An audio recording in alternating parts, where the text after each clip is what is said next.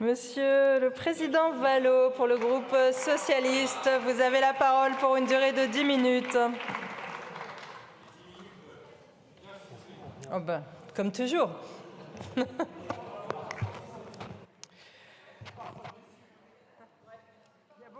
Je vais essayer de ne pas vous décevoir. Monsieur le Premier ministre... Si, je vous dis, Madame la Présidente, directement, comme ça, en me retournant vers vous, parce que vous le méritez. Merci. Monsieur le Premier ministre, il ne vous aura pas fallu longtemps pour avoir un mauvais bilan. Vous avez cette semaine renoncé au plan éco-phyto, sacrifié l'avenir au présent, mis dos à dos la question environnementale et la question agricole, balle tragique à Matignon, 2 morts, l'agriculture et la santé. Vous n'êtes pas un visionnaire, Monsieur le Premier ministre, vous êtes un démagogue. Vous avez cette semaine, pour le 70e anniversaire de l'appel de l'abbé Pierre, réussi le tour de force de saper la loi SRU et son objectif de mixité sociale dans l'habitat, déjà lourdement fragilisé. Vous qui parlez de réarmement civique, vous allez donner une prime à la canaille à celles et à ceux qui, depuis des années, ne respectent pas la loi. Vous avez cette année augmenté de près de 10% le tarif de l'électricité, alors que la Commission de régulation de l'énergie en suggérait la baisse, alourdissant ainsi les factures de 153 € en moyenne pour un couple vivant dans 50 mètres carrés. Vous ne voulez pas que le travail paye pour vivre, mais qu'il paye vos factures. Vous avez, cette semaine encore, mis les enseignants dans la rue et réussi à faire démissionner le recteur de l'Académie de Paris et à enterrer avec lui une réforme visant à introduire plus de mixité sociale en classe préparatoire. Vous n'êtes pas le Premier ministre des classes moyennes, vous êtes celui des classes affaires. Vous avez cette semaine réussi à pénaliser encore les travailleurs seniors en annonçant la suppression de l'allocation spécifique de solidarité. De nombreuses personnes en situation de grande vulnérabilité vont être victimes de vos choix budgétaires, tandis que vous en ferez supporter le poids au département. Vous venez d'arriver, Monsieur le Premier ministre, et il est déjà temps de partir. Car nous savons que vous ne nettoierez pas ce que vous aurez sali et que vous ne réparerez pas ce que vous aurez cassé. Mais comme vous, attaché à la vérité, je veux reconnaître sur un point que vous avez tenu parole. Tous les organes qui ne se sont pas réunis ces 12 derniers mois seront supprimés, disiez-vous. Et vous avez joint l'acte à la parole en dissolvant définitivement votre hémisphère gauche. Monsieur le Premier ministre, comme Bruno Le Maire, semble-t-il, qui n'est jamais avare d'un mensonge, d'une approximation, vous êtes né en 1989. Cela ne vous empêche pas de regarder l'avenir avec de vieilles lunettes. Vous avez vos réformes du marché du travail, du RSA, de l'assurance chômage, faites de mauvaises idées et de mauvais coups, sont de véritables fabriques à travailleurs pauvres. Elles ont 40 ans, plus vieilles que vous, et elles sentent la naphtaline. Votre priorité est claire, disiez-vous, favoriser le travail, qu'il paye toujours mieux que l'inactivité. Vous voulez désmicardiser la France, vous qui avez continuellement refusé les coups de pouce et envisagé depuis 2017 une réforme de son indexation sur l'inflation que vous jugez trop généreuse. En fait, nous ne comprenons plus votre projet. S'agit-il d'augmenter les salaires ou de freiner le SMIC? Monsieur le Premier ministre, nous voulons que le travail paye et qu'il paye bien. Voilà pourquoi nous voulons que la valeur change de camp. Qu'il ne soit plus du côté du capital, des rentiers, des héritiers, des actionnaires et des rémunérations extravagantes, de celles et de ceux auxquels vous avez consenti tous les cadeaux et réservé tous les privilèges depuis 2017, ces privilégiés du séparatisme social, mais du côté du travail, des travailleurs, des classes populaires laborieuses qui n'ont que leur force de travail pour vivre et qui parfois n'en vivent pas. Je vous parle des caissières, des ouvriers de l'agroalimentaire, des artisans du bâtiment, des infirmières, des professeurs, de celles et de ceux que nous avons applaudis à 20h et auxquels vous faites payer aujourd'hui le quoi qu'il en coûte. Monsieur le Premier ministre, pour notre part, nous ne croyons pas aux privilégiés d'en bas.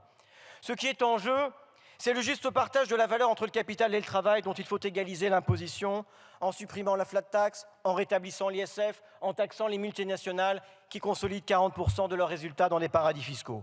Nous voulons également une juste distribution des revenus entre les salariés et les actionnaires, comme entre les salariés eux-mêmes, en limitant les écarts de rémunération de 1 à 20, pour retrouver ce que Orwell appelait la décence commune. Songez que seulement 0,32% des salariés en France gagnent plus de 12 fois le SMIC et que si nous redistributions cette masse salariale, nous pourrions augmenter de 233 € net par mois 20% des salariés les plus modestes. Nous ne répondrons pas à la question des salaires si nous ne répondons pas à cette réalité injuste et implacable. Les PME payent les impôts des multinationales qui ne les payent pas. Les classes moyennes payent les impôts des hyper riches qui ne les payent pas. Vous défendez la valeur travail, nous défendons la valeur du travail. Nous voulons la reconnaissance de l'utilité sociale comme mesure de la valeur du travail dans l'emploi et hors emploi. Nous voulons la reconnaissance du travail gratuit et nous considérons que l'heure est venue d'une radicale reconsidération morale et économique des métiers du soin et du lien. D'un modèle économique fondé sur la production de l'humain, de l'humanité par l'humain, au seuil de grandes mutations démographiques, face aux défis du grand âge, au cœur d'une révolution numérique et de l'intelligence artificielle qui n'a donné à voir qu'une part d'elle-même et qui bouleversera les organisations du travail. Nous avons plus que besoin des infirmières, des aides à domicile, des auxiliaires de vie, des assistants d'éducation, des aides-soignantes. Laissons aux machines le travail des machines et rendons aux humains le travail humain. Qu'est-ce qui fait la valeur? Ce dont nous ne pouvons pas nous passer. Nous voulons en définitive bâtir un modèle économique pour le XXIe siècle où le travail n'est plus au service exclusif du PIB, mais de la vie large, comme disait Jaurès, et de la pleine santé. Ces métiers essentiels sont au cœur des problématiques de genre et des logiques de ségrégation. Voilà les combats jamais achevés qui doivent être les nôtres. Les femmes et les travailleurs étrangers sont surreprésentés avec des bas salaires, des temps partiels subis et du travail fragmenté qui alimente la pauvreté laborieuse. Vous avez annoncé que les personnels d'entretien de l'administration qui le souhaitent pourraient travailler aux horaires de bureau. Fort bien. Sauf que l'essentiel est que ces personnels travaillent pour l'essentiel dans des entreprises privées et que vous trouvez là matière à nouveau à des économies et que la convention du nettoyage prévoit un seuil de 16 heures hebdomadaires minimum. Une fois de plus, vous semblez faire, mais comme toujours, vous faites semblant. Vous nous parlez d'emploi. Pour ce qui nous concerne, nous voulons parler de travail, si central dans nos vies personnelles comme dans nos sociétés. Le travail comme activité humaine par laquelle les travailleurs transforment le monde naturel et social, les transforment eux-mêmes. Nous voulons parler du mal-travail, des conditions de travail. Je vois que vous riez à cet instant des vies qui abîment les corps, les âmes, font des malades et des morts, Monsieur le Premier ministre, mais tout cela dans l'indifférence de votre absence d'écoute, d'une opposition à laquelle vous avez prétendu tendre la main. Vous êtes sourd à ce que l'on peut vous dire sur un sujet dont vous avez prétendu qu'il était central de votre travail.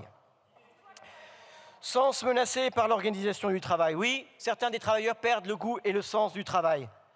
Le sens perdu du travail, voilà l'enjeu. À la confluence de l'utilité sociale, de la cohérence éthique et de la réhabilitation de soi. Le travail comme une communauté mise au service des causes communes, de buts partagés, ceux d'une nation et d'une entreprise. Le Premier ministre continuant de discuter avec ses collègues, plutôt d'écouter l'opposition qui lui parle de travail, ce qui est censé être le cœur de son sujet. Le sens du travail, Monsieur le Premier ministre, pourrait devenir le terrain de nouvelles conquêtes sociales remettant en cause les rapports de domination et les organisations. Il continue de regarder son téléphone portable, alors qu'ici, vous êtes les témoins accablés du peu d'intérêt que le gouvernement et le Premier ministre portent à l'opposition et au débat parlementaire. Nous défendons la nécessité de participer à l'organisation du travail pour ne pas subir le travail prescrit qui fait le travail mort et la perte de sens. Et nous ne voulons pas non plus, loin de vos caricatures sur le droit à la paresse, penser séparément le temps de travail et le travail libéré, qui doit être aussi un temps de citoyenneté active, d'éducation populaire et d'épanouissement personnel. Vous avez supprimé les CHSCT, nous défendons le dialogue social, l'institution du dialogue professionnel et la codétermination dans l'entreprise. Ce dont il faut se débarrasser, outre vous, Monsieur le Premier ministre, ce n'est pas du travail, mais des rapports de domination.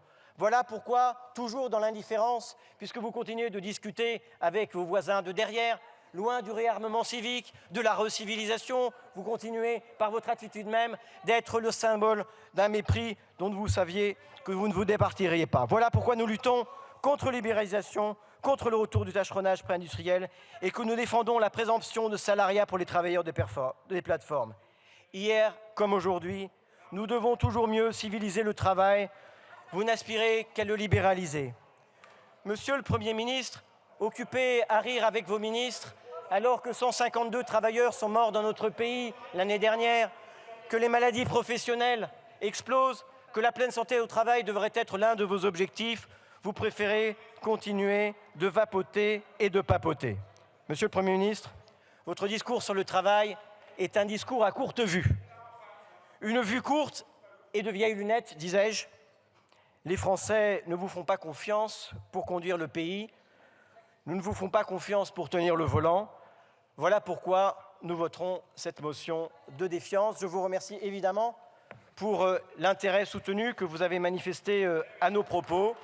Nous savons à quel point vous tenez à la co-construction, au dialogue, à la recherche du compromis, que vous tirerez toutes les conséquences et toutes les conclusions de ce parlementarisme de fait issu des urnes, du pluralisme qui peut être dans l'histoire la source de grandes lois, de ces lois immortelles dont la Troisième République, souvent décriée, mais qui était un régime parlementaire auquel nous tenons, a été dans l'histoire capable. Je vous remercie.